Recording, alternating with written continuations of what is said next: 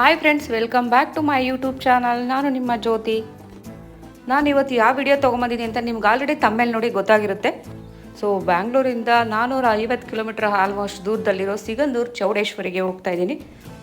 So ಬ್ಯಾಂಗ್ಳೂರಿಂದ night 9:30ಗೆ ಬಿಟ್ಟೆ ನಾನು KSRTC bus. Direct ಸಾಗರ bus ಸಿಕ್ತು, ಹಂಗಾಗಿ ಡೈರೆಕ್ಟ್ ಸಾಗರಕ್ಕೆ ಬಂದೆ. ಸೊ ಸಾಗರ ಆಲ್ಮೋಸ್ಟ್ 5 o'clockಗೆಲ್ಲ ರೀಚ್ ಆದೆ. 5:30ಗೆ ಸಿಗಂದೂರು ಬಸ್ ಇತ್ತು. ಜಸ್ಟ್ ಒಂದು ಕಾಫಿ ಕುಡ್ಕೊಂಬರೋಣ ಅಂತ ಹೋಗೋಷ್ಟೊತ್ತಿಗೆ ಆ ಬಸ್ ಮಿಸ್ ಆಯಿತು. ಬಟ್ ಫುಲ್ ರಶ್ ಇತ್ತಂತೆ. ಸೊ ನೆಕ್ಸ್ಟ್ 6:30ಗೆ ಬಸ್ ಸಿಕ್ತು ನನಗೆ ಸಿಗಂದೂರಿಗೆ. ಸಿಕ್ಕಾಬಟ್ಟೆ ರಶ್ ಇತ್ತು. ಸೊ ಫೈನಲಿ ನಾನು ಸಿಗಂದೂರು ಹೊಸ ಸೇತುವೆ ಮೇಲೆ ಹೋಗ್ತಾ ಇದ್ದೀನಿ ನೋಡಿ. ಹೊಸದಾಗಿರೋ ಬ್ರಿಡ್ಜ್ ಮೇಲೆ ಇದೇ ಫಸ್ಟ್ ಟೈಮ್ ನಾನು ಸಹ ಹೋಗ್ತಾಯಿದ್ದು. ಸುಮಾರು 7-8 ವರ್ಷ ಆಗಿತ್ತು ಹೋಗಿ. ಸೊ ಫೈನಲಿ ನಾನು ಸಿಗಂದೂರು ರೀಚ್ ಆಗೋ ಅಷ್ಟೊತ್ತಿಗೆ 9 ಗಂಟೆ ಆಯಿತು.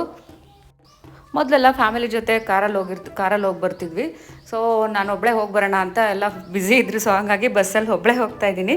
ಪುಟಾಣಿನ ನಮ್ಮ ಮನೆಯವ್ರ ಹತ್ರ ಬಿಟ್ಬಿಟ್ಟು ಒಬ್ಬಳೇ ಹೋಗ್ತಾ ಇದ್ದೀನಿ. ಸೊ ಬೇಸಿಗೆ ಆಗಿರೋದ್ರಿಂದ ಇನ್ನು ಮಳೆಗಾಲ ಸ್ಟಾರ್ಟ್ ಆಗಿಲ್ವಲ್ಲ, ನೀರು ಕಡಿಮೆ ಇದೆ ನದಿಲಿ. ಅದು ಲಾಂಚ್ನ ತುಂಬ ಮಿಸ್ ಮಾಡ್ಕೊಳ್ತೀವಿ. ಸಖತ್ ಚೆನ್ನಾಗಿತ್ತು ಲಾಂಚು. ಡೈರೆಕ್ಟ್ ಬೆಂಗಳೂರಿಂದ ಶಿವಮೊಗ್ಗಕ್ಕೆ ಬಂದು ಸಹ ಬರ್ಬೋದು. ನನಗೆ ಸಾಗರ ಬಸ್ಸು ಡೈರೆಕ್ಟ್ ಸಿಕ್ಕಿದ್ರಿಂದ ನಾನು ಸಾಗರ ಬಂದೆ. ಸಿಕ್ಕಾಬಟ್ಟೆ ರಶ್ ಇದೆ ನೋಡಿ, ಎಷ್ಟು ರಶ್ ಇದೆ. ನಾನು ಬಂದಿದ್ದ ಬಸ್ಸು ನೋಡಿ ಅಷ್ಟು ಜನ ಇಳಿತಾ ಇದ್ದಾರೆ.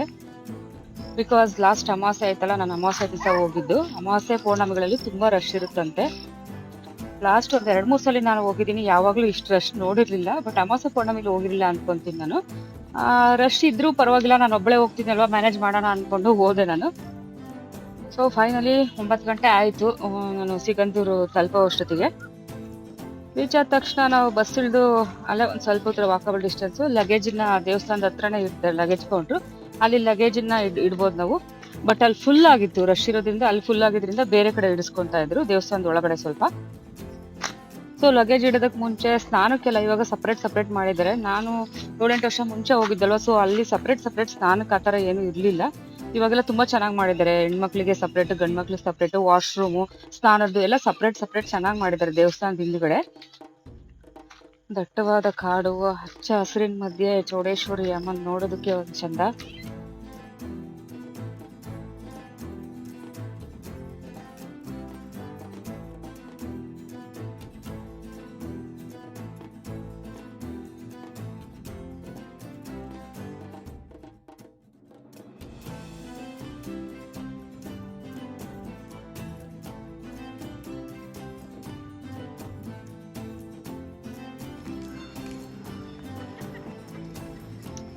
ಸಿಕ್ಕಾಬಟ್ಟೆ ಜನ ಹೋಗ್ತಾ ಇದ್ರು ಲಗೇಜ್ಗಳಿಟ್ಟು. ಎಷ್ಟು ರಶ್ ಇರುತ್ತಪ್ಪ ಅಂದ್ಕೊಂಡೆ ಹೋದೆ. ಸೊ ದೇವಸ್ಥಾನದ ಬಲ್ಗಡೆ ಹಂಗೆ ಫ್ರೆಶ್ ಅಪ್ ಆಗಿಬಿಟ್ಟು ಸ್ನಾನ ಎಲ್ಲ ಮುಗಿಸ್ಕೊಂಡು ನಮ್ಮ ಬ್ಯಾಗ್ನು ಸಹ ಅಲ್ಲೇ ಇಟ್ಕೊತಾರೆ. ಒಂದು ಇದನ್ನ ಕೊಡ್ತಾರೆ ನಮಗೆ ರೆಸಿಪ್ಟು, ಅದನ್ನ ಇಟ್ಕೊಂಡು 5 ರೂಪೀಸ್ ಏನೋ ತಗೊತಾರೆ ಅಷ್ಟೇ. ಸೊ ಆಲ್ಮೋಸ್ಟ್ 10 ಗಂಟೆ ಆಗೋಯ್ತು. ದರ್ಶನನೂ ಅಷ್ಟೇ ತುಂಬ ರಶ್ ಇತ್ತು, ಬಟ್ ಹಂಗೆ ಮೂವ್ ಆಗ್ತಾ ಇತ್ತು. ಸ್ಪೆಷಲ್ ಟಿಕೆಟು ಸಹ ಇತ್ತು. ನಾನೇನು ಸ್ಪೆಷಲ್ ಟಿಕೆಟ್ ತಗೊಳಕ್ ಹೋಗ್ಲಿಲ್ಲ, ಮೂವ್ ಆಗ್ತಾ ಇದ್ರಿಂದ ಸೊ ಹಂಗೆ ಹೋದೆ ನಾರ್ಮಲ್ ದರ್ಶನಕ್ಕೇನೆ.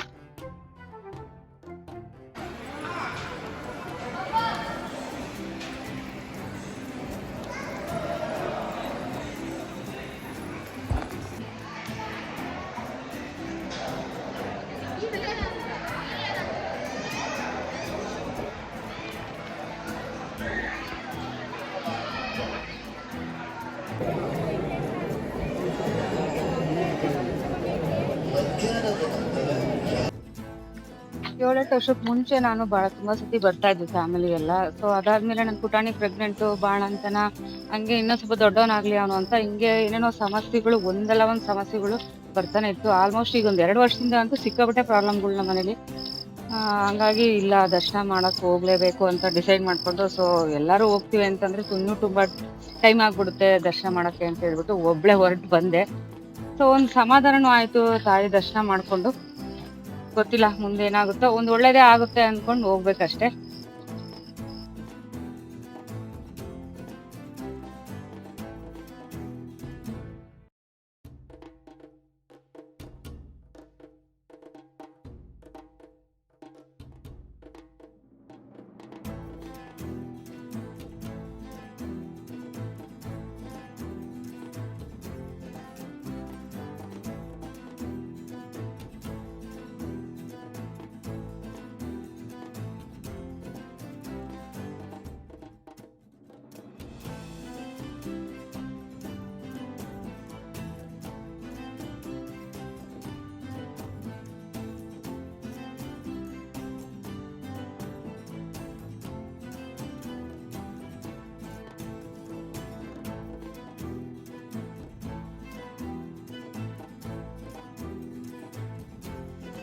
ಸೊ ದರ್ಶನ ಎಲ್ಲ ಮುಗಿಸ್ಕೊಂಡು ಒಂದು 10 ಗಂಟೆ ಆಯಿತು, 1 ಅವರಿಗೆಲ್ಲ ದರ್ಶನ ಆಯಿತು. 100 ರೂಪಾಯಿದೇನೋ ನಾನು ಟಿಕೆಟ್ ತೊಗೊಂಡಿದ್ದೆ. ಸೊ ಪ್ರಸಾದ ಸಿಕ್ತು, ಅರಿಶಿನ ಕುಂಕುಮ ಪ್ರಸಾದ ಎಲ್ಲ ಸಿಕ್ತು ನನಗೆ. ಅಲ್ಲಿ ಒಳಗಡೆ 100 ರುಪೀಸ್ ಟಿಕೆಟ್ ತೊಗೊಂಡಿರೋರಿಗೆ ಅಲ್ಲಿ ಕೂರಿಸಿ ಒಂದು ಅರ್ಚನೆ ಥರ ಮಾಡಿಸ್ತಾರೆ. ಏನು ಟಿಕೆಟ್ ತೊಗೊಂಡೇ ಇರೋರಿಗೆ ಜಸ್ಟ್ ಹಂಗೆ ಬಿಡ್ತಾ ಇರ್ತಾರೆ ದರ್ಶನಕ್ಕೆ. ಸೊ ನಾನು 100 ರುಪೀಸ್ ತೊಗೊಂಡಿದ್ರಿಂದ ಅಲ್ಲಿ ಒಳಗಡೆ ಕೂರಿಸ್ಬಿಟ್ಟು ಅರ್ಚನೆ ಎಲ್ಲ ಮಾಡಿಸಿದ್ರು. ಬಟ್ ಅಲ್ಲೂ ತುಂಬ ಜನ ಇರ್ತಾರೆ, ಒಬ್ಬೊಬ್ರಿಗೆ ಅರ್ಚನೆ ಮಾಡಲ್ಲ ಅವರು, ಒಟ್ಟಿಗೆ ಗ್ರೂಪಲ್ಲಿ ಅರ್ಚನೆ ಮಾಡ್ತಾರಷ್ಟೇ. ಸೊ ದರ್ಶನ ಮುಗಿಸ್ಕೊಂಡು ನಾನು ಇಲ್ಲಿ ಬ್ಯಾಗ್ ಇಟ್ಟೋಗಿದ್ದಲ್ಲ, ಸೊ ಬ್ಯಾಗ್ ತೊಗೊಂಡು ಕಲೆಕ್ಟ್ ಮಾಡಿಕೊಂಡೆ ಬ್ಯಾಗ್ನ. ಎಷ್ಟು ಕ್ಯೂನಲ್ಲಿ ನಿಂತ್ಕೊಂಡು ಸುಸ್ತಾಗಿ ಟಯರ್ಡಾಗಿ ಹೋಗಿರ್ತೀವೋ, ಆ ತಾಯಿ ಮುಖ ನೋಡ್ತಿದ್ದಂಗೆ ನಮ್ಗೆ ಆ ಟಯರ್ಡ್ನೆಸ್ ಎಲ್ಲ ಹೋಗ್ಬಿಡುತ್ತೆ. ಅಷ್ಟು ನಮಗೆ ಆ ಬೇಜಾರೆಲ್ಲ ಕಳೆದು ಅಷ್ಟು ನೆಮ್ಮದಿ ಅನಿಸ್ಬಿಡುತ್ತೆ ಮುಖ ದರ್ಶನ ಆಗಿದ ತಕ್ಷಣ ನಮಗೆ.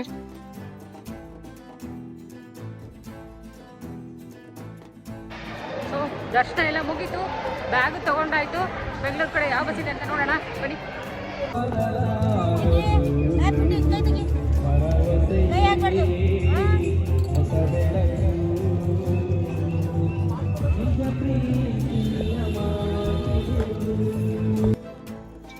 ಸೊ ದರ್ಶನ ಎಲ್ಲ ಮುಗಿಸ್ಕೊಂಡು ಪ್ರಸಾದನ ಕಲೆಕ್ಟ್ ಮಾಡ್ಕೊಂಡು ಬಂದೆ. ಹೊರಗಡೆ ಪಾನಿಪುರಿ, ಮಸಾಲೆ ಪುರಿ ಏನೇನೋ ಮಾಡ್ತಾ ಇದ್ರು, ಬಟ್ ಏನೋ ತಿನ್ನಕ್ಕೆ ನನಗಂತೂ ಇಷ್ಟ ಆಗಲಿಲ್ಲ. ಜಸ್ಟ್ ಬಸ್ ಸಿಕ್ಕಿದ್ರೆ ಸಾಕು ಬೆಂಗಳೂರು ಕಡೆ ಹೊರಡೋಣ ಅಂತ ಬಂದೆ.